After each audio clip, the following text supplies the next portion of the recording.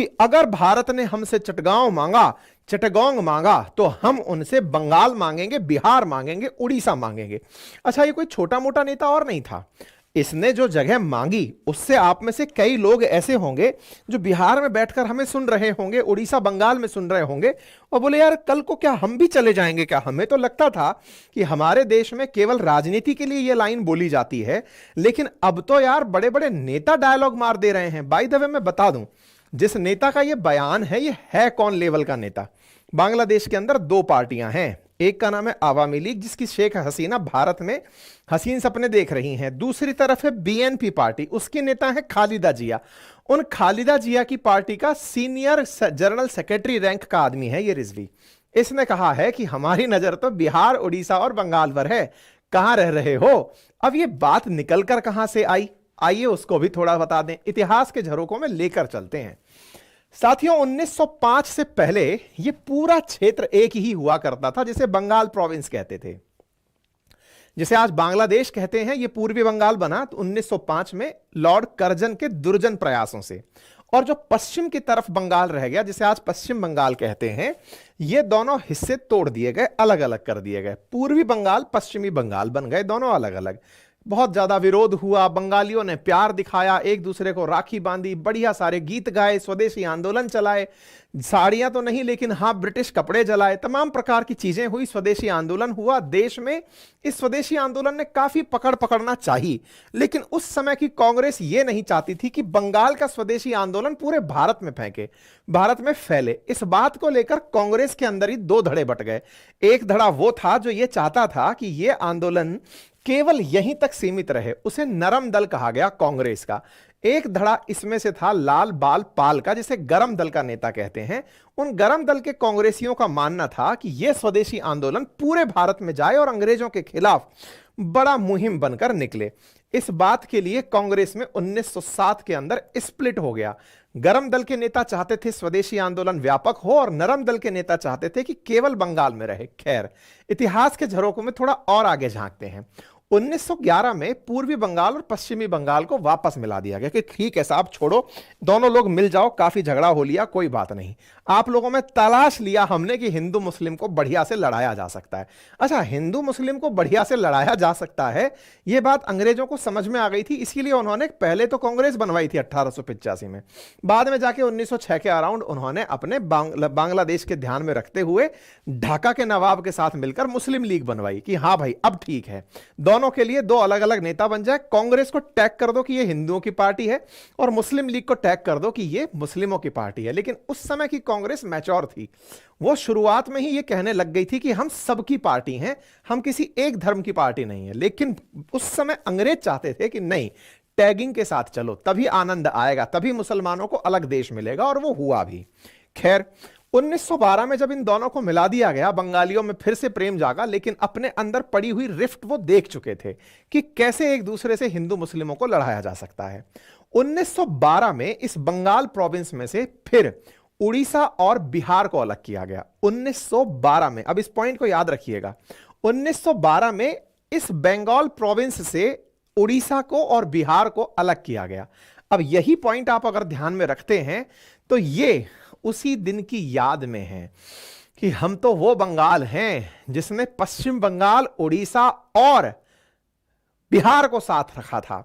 तो बंगाल प्रोविंस अगर यूनाइटेड हो तब जाके आनंद हो। तो रिजवी साहब, आप सपने संभवतया 1912 तक ही देख पाए, हम थोड़ा और पीछे तक लौट जाएं तो आपका अस्तित्व भी ढूंढना ना पड़ जाए हमें। खैर, फिलहाल के लिए भारत के लोगों ने इनके यहां पर दो ही खंड करने का विचार किया है। उन दो खंडों में क्या खंड है? असल में जब आप बांग्लादेश को देखते हैं तो बांग्लादेश तटीय इलाका रखता है, काफी बड़ा, सुंदरवन डेल्टा के अंदर, बंगाल की खाड़ी के अंदर।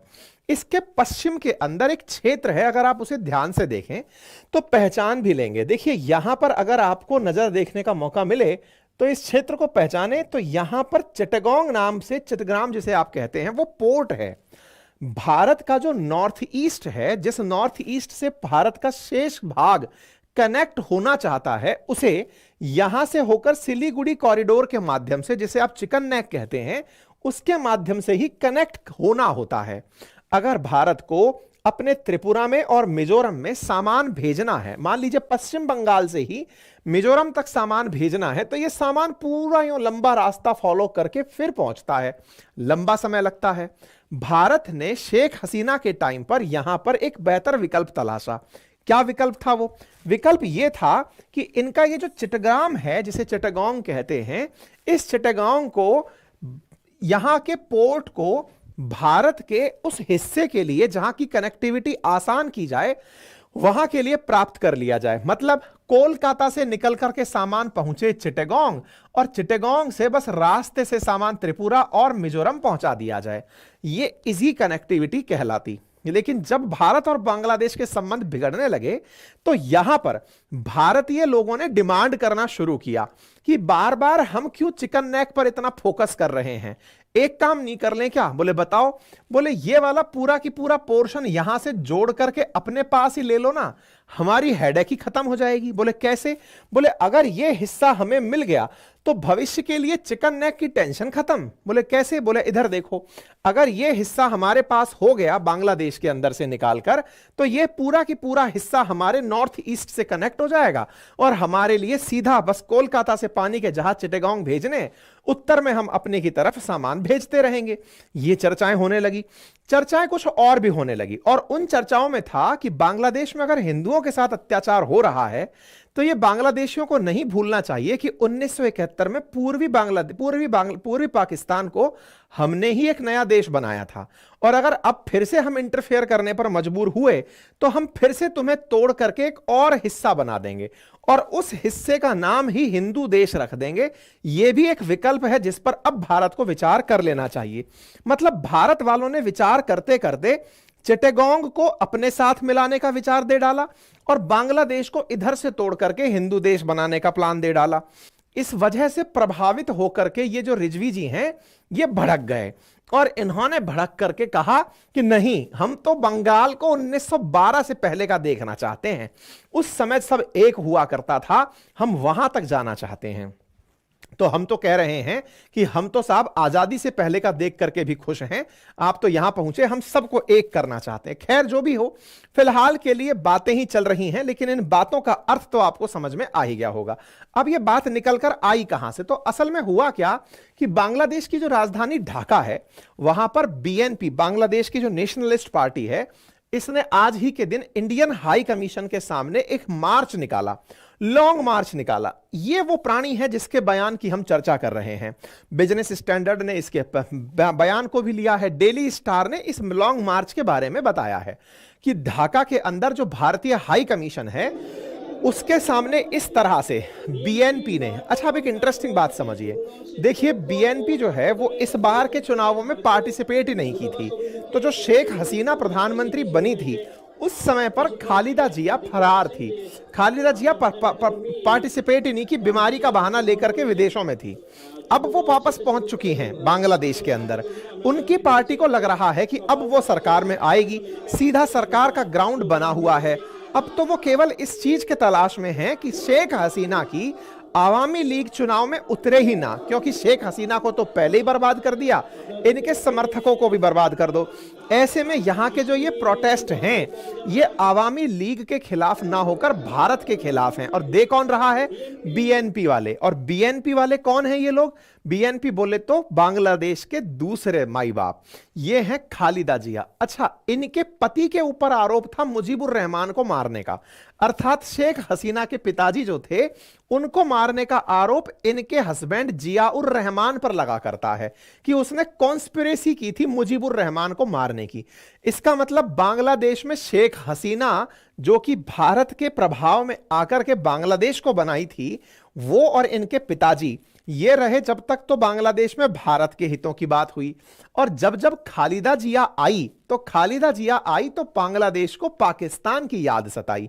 तो एक तरह से बांग्लादेश आज से नहीं, पहले से ही भारत को लेकर बटा हुआ है। आप बार बार यह ना भूला करें कि 1947 से 71 तक यह पाकिस्तान ही था। और यह भी ना भूला करें कि जब भारत का विभाजन हुआ था, तो भारत के विभाजन में यहां के मुसलमानों ने अपने लिए अलग देश की मांग करते हुए पूर्वी पाकिस्तान नाम से पाकिस्तान का ही एक भाग बनाया था।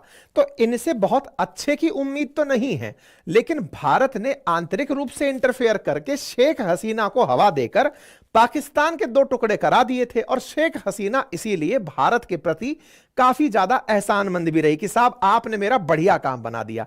लेकिन पाकिस्तानियों ने अपने समर्थन में खड़ी हुई खालिदा जिया को इस तरह से यूज किया कि ये जब आए तो भारत के हितों की पूर्ति ना हो। तो अब आपको समझ में आया होगा कि भारत के लिए अगला निशाना क्या हो। तो सबसे इंपॉर्टेंट बात है चिटागोंग पर कब्जा। खैर चलिए साहब, चिटागोंग पर कब्जा हो जाएगा, लेकिन उससे पहले भारत ने शेख हसीना के रहते ही एक खेला खेल दिया था। और वो क्या था? देखो, बांग्लादेश में कई सारे पोर्ट हैं। असल में जो हमारी गंगा नदी है, वो गंगा नदी भी यहां पर ब्रह्मपुत्र के साथ मिलकर मेघना बनकर बांग्लादेश के अंदर बंगाल की खाड़ी में गिरती है, सुंदरवन डेल्टा में। तो इसलिए यहां पर नदी के आसपास भी काफी बड़ा पोर्ट एरिया है। तो ढाका पोर्ट हुआ, बरीसल पोर्ट हुआ, मोंगला पोर्ट हुआ और चिटागोंग पोर्ट हुआ। भारत ने शेख हसीना के रहते रहते ही चिटागोंग पोर्ट को अपने लिए व्यापारिक रूप से पा लिया था। मतलब शेख हसीना का मतलब था कि भारत के साथ रहना है। मोंगला पोर्ट और चिटागोंग पोर्ट भारत के लिए ओपन थे। इन दो पोर्ट को हमने मोदी जी के साथ मिलकर के, शेख हसीना और मोदी जी ने मिलकर के डिसाइड कर लिया था कि यहां से भारत के हितों की रखवाली होगी। मैं सुर्खियां दिखाता हूं।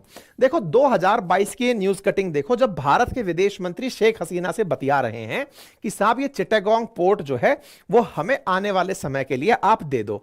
एस जयशंकर साहब ने अपने स्तर पर 28 अप्रैल 2022 को यह बात भी कही कि हां साहब बढ़िया बातचीत हमारी चल रही है। 2023 में अगर आप खबर देखें तो यह देखिए चिटागोंग पोर्ट के बारे में कि win win for India and Bangladesh. ऐसा क्यों? क्योंकि बांग्लादेश को फायदा यह होगा कि भारत से बड़ी मात्रा में ट्रेड बांग्लादेश के साथ होगा और फिर यही ट्रेड आगे पोर्ट हो जाएगा भारत के पूर्वोत्तर क्षेत्र में। तो बांग्लादेश को टैक्स का लाभ मिलेगा, आने वाले समय में रेवेन्यू मिलेगा। ठीक है साहब, दोनों ने बढ़िया से इसका लाभ देखने के बारे में विचार कर लिया। तो हम लोगों ने शेख हसीना के रहते रहते इस चिटागोंग पोर्ट का उपयोग अपने पूर्वोत्तर में त्रिपुरा और मिजोरम के लिए करना सोच लिया था। लेकिन करें क्या? लोगों ने अपनी राय पहले ही रख दी कि साहब इसको तो कब्जा ही कर लो, इनके क्या इंतजार में रह रहे हो, इसको तो कब्जे में ले आओ। अब इसको कब्जे में ले आओ वाली जो बात है ना, ये लोगों को समझ में आ गई कि यार ये तो कब्जा वब्जा कर लेंगे टाइप से। अगर यहां पर कब्जा हो जाता है तो हमारी नॉर्थ ईस्ट में कनेक्टिविटी बहुत बढ़िया हो जाएगी, कॉस्ट इफेक्टिव ट्रेड होने लगेगा और हमारा जो सामान पहुंचता है वो जल्दी पहुंचेगा पूर्वोत्तर में। इससे हमारा रीजनल कॉपरेशन भी बढ़ेगा, म्यांमार वगैरह के साथ बढ़िया दोस्ती हो जाएगी। फिलहाल के लिए हमने कर क्या रखा है कि हम लोग कोलकाता से यहां सामान पहुंचाते तो हैं ही, लेकिन इसके पड़ोस में देश है जिसका नाम है म्यांमार। वहां पर एक पोर्ट है, उसका नाम है सितवे। हम सितवे पोर्ट से निकलकर कलादान मल्टी मॉडल प्रोजेक्ट के माध्यम से मिजोरम तक सामान आज भी पहुंचाते हैं।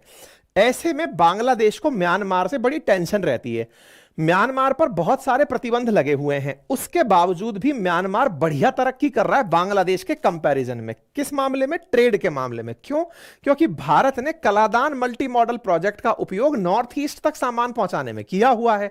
तो बांग्लादेश को लगा कि अगर हम इन्हें चिटागोंग दे दें तो कलादान का उपयोग घटेगा, ट्रेवल टाइम बचेगा और भारत के लिए हम गुड बुक्स में आ जाएंगे। यही बेच करके, यही दिखाकर हमने इनसे यह लिया था। लेकिन इन्होंने साथ में एक और एडवांटेज हमें दिया और कहा कि सर आप तो मोंगला पोर्ट भी ले लो, आपका यहां से माल निकले, मोंगला पहुंचे, मोंगला से भी सामान आप आगे भेज सकते हो। खैर तमाम चीजें होती रही।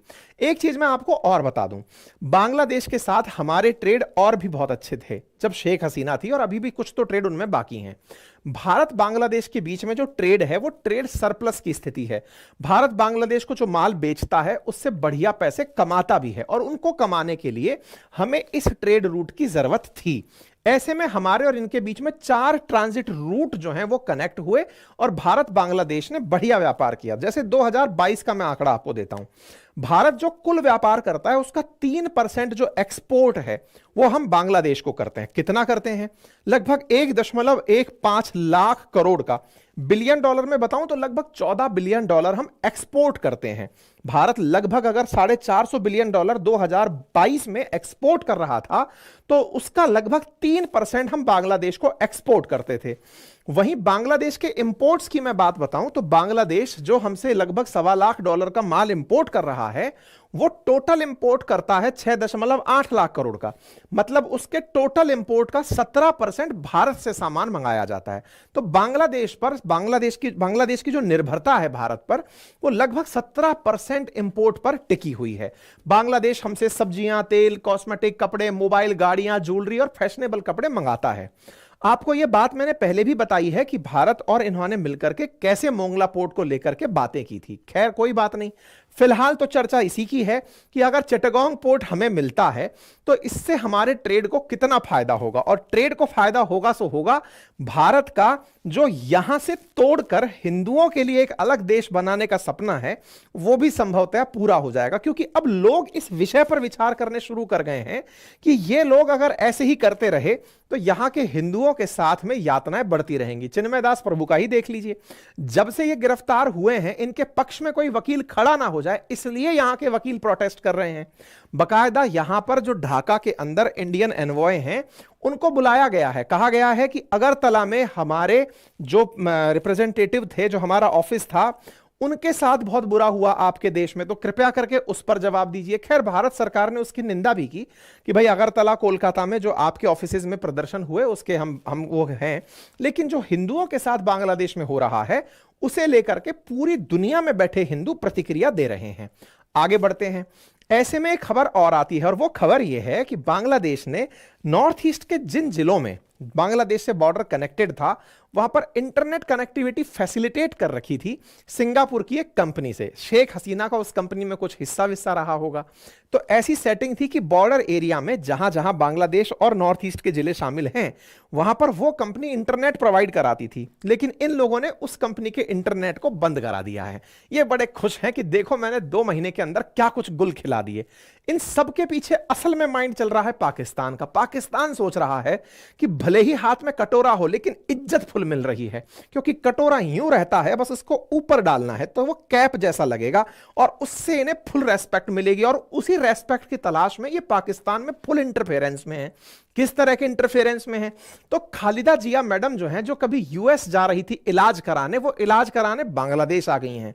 बांग्लादेश की उन्नत किस्म की मेडिकल साइंस का ये उपयोग लेंगी और ये स्वस्थ हो जाएंगी। और इनको स्वस्थ करने के लिए जो डॉक्टर पधारे हैं वो एक चाइनीज हैं और एक पाकिस्तानी हैं। और वो मैडम को सिखा रहे हैं कि मैडम बस समय आ गया पीएम बनने का, पीएम बनते ही आप एकदम दुरुस्त हो जाएंगी। जो आप यहां से फरार थी जेल काटने के डर से कि मुझे शेख हसीना जेल में डाल देंगी, आप विदेश भाग गई थी, आप चिंता मत करिए, हम चाइनीज भी खड़े हैं और पाकिस्तानी भी खड़े हैं, मैडम आप बस तैयार हो जाइए। यहां पर आप देख लीजिए, पाकिस्तान हाई कमीशन ने मैडम को सपने दिखा दिए हैं और उनको गेट वेल सून बोल दिया है। मैडम बढ़िया रहेगा, म्यूचुअल इंटरेस्ट आपके पूरे होंगे, आप जल्दी ही ठीक हो जाइए। सपने दिखा दिए हैं खालिदा जिया को। खालिदा जिया आ चुकी हैं। खैर, पाकिस्तानियों और खालिदा जिया के समर्थकों, जैसे खालिदा जिया इतने समय बाद लौटकर वापस आई हैं और उन्होंने जो यहां पर मचाया है वो आपको दिख रहा है।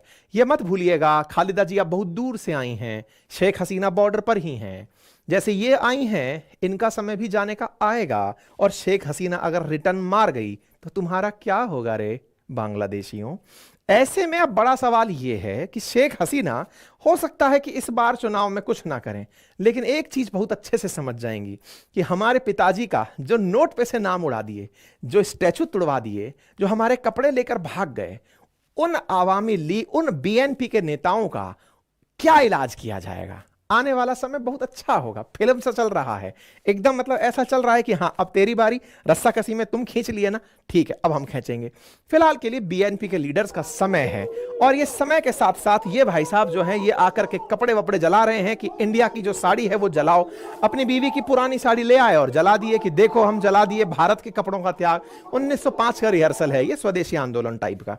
इस बीच में पाकिस्तानियों को लग रहा है कि भले ही हम खुद इंपोर्ट कर ना पाए, लेकिन अपने पुराने भाइयों को बताएं तो सही कि देखो तुम्हारे पास पाकिस्तानी माल आ सकता है। पाकिस्तान वाले इतना बड़ा जहाज भेज दिए, हम इस बात पर सरप्राइज थे, पर फिर भी ये लोग इतना बड़ा जहाज में सामान भरकर पाकिस्तान भेजे हैं, वो बांग्लादेश भेजे हैं। 53 साल में बहुत सामान लगा भाई इनको इकट्ठा करने में, 53 साल बाद ये जहाज भेजे हैं और बहुत खुश हैं। लेकिन इनकी खुशी खुद जिस दिन कैलकुलेशन लगा लेंगे कि इतना बड़ा भारत का चक्कर काटना पड़ा, 7300 किलोमीटर का भारत का जो बॉर्डर पानी है वो पार करके यहां पर माल पहुंचाना पड़ा। कितने इंटेलिजेंट हो रहे तुम, मतलब तुम्हें कितनी भयंकर इकोनॉमिक्स आती है कि भारत के बॉर्डर से ट्रेड तुम्हें महंगा लग रहा है और पाकिस्तानी तुम्हें इतना दूर से सामान पहुंचाएंगे। वाकई में लगता तो है कि ये जो मोहम्मद यूनुस जो इकोनॉमिक्स में लग रहा है कि ये नोबेल पुरस्कार पाए थे। अमेरिका वालों, तुमने दुनिया में जहां जहां लोकतंत्र बचाने का प्रयास किया वहां के नजारे सराहनीय हैं। हम सीरिया देखकर ताजा ताजा हैरान हुए हैं। बांग्लादेश के लिए तुम 2-3 महीने पहले हैरान किए थे, साल भर पहले, साल 2 साल पहले तुम अफगानिस्तान में यार हमें हैरान कर दिए थे। तुम्हारा लोकतंत्र जहां जहां झंडे गाड़ने निकलता है कि लोकतंत्र बचाने के लिए अमेरिका आया है, वहां पर यार गजबे ही हो जाता है। और ऐसे में पाकिस्तानी माल यहां पहुंच रहा है, मतलब गजब हो रहा है। खैर भाई साहब, बांग्लादेश ने पाकिस्तानी भाइयों के लिए जिनके अंश छूट गए होंगे, कभी यहां पर दफन रह गए होंगे, कभी बांग्लादेश की भूमि पर, उनके लिए इन्होंने मेरे हिसाब से वीजा रूल रिलैक्स कर दिए हैं कि आओ पाकिस्तानियों अपनों को तलाश लो और ले जाओ यहां से। इस बीच में ये भाई साहब डिमांड ड्राफ्ट रख दिए हैं कि हम तो कल को बड़े होंगे तो ये बनेंगे, तो तुम बड़े बनोगे और हम सब जबरदस्ती ही मतलब पॉपुलेशन बढ़ाए हुए हैं, देख लेंगे भाई, आओ थोड़ा बहुत सेटलमेंट हो जाएगा तुम्हारा भी। ये बस तस्वीर अपने अब्बा को दिखा के रखना कि ये 1971 का समय था जब कुछ ऐसा हुआ था। हजारों और लाखों की संख्या में बांग्लादेशी सैनिकों ने, या कहिए तो पाकिस्तानी सैनिकों ने, भारत के सामने सरेंडर किया था। बस मैं तो यूं ही याद दिला रहा था, देश बना दिया था हम लोगों ने, अब देखो क्या बनाएंगे। खैर छोड़ो, फिलहाल के लिए भारत अपनी तरफ से फॉरेन सेक्रेटरी भेज रहे हैं, मिस्त्री जी को भेज रहे हैं। और मिस्त्री जी को लगा, मिस्री है इनका नाम, तो वैसे नाम है इनका विक्रम मिस्री, मैं मिस्त्री बोल रहा हूं। संभवतया ये रिश्तों को सुधारने जाएंगे और जब जाएंगे तो इनको समझा के आएंगे। अब आप पूछेंगे इस आदमी को काहे दिखा रहे हैं, ये भी जा रहा है क्या? नहीं, बस हम तो ये बता रहे हैं कि इन डोभाल साहब का असिस्टेंट रहा है ये आदमी। मतलब कहने का अर्थ ये है कि डेप्यूटी नेशनल सेक्रेटरी रहा है। अभी डोभाल साहब तो गए नहीं है, ये तो शेख हसीना को बस एक बार मिलने गए थे। अब जा जो रहा है वो विदेश सचिव है। विदेश सचिव वो है जो डेप्यूटी नेशनल एनएसए रहा हुआ है। अब ये आदमी जा रहा है तो समझ जाइए कुछ तो बात करके आएगा, समझा के आएगा कान में कि देखो थोड़ा ज्यादा नहीं हो रहा है, वॉल्यूम डाउन रखो ना यार, पंचर मार देंगे नहीं तो। खैर फिलहाल के लिए इतना है, बाकी आप मेरे साथ जा करके बढ़िया जैसे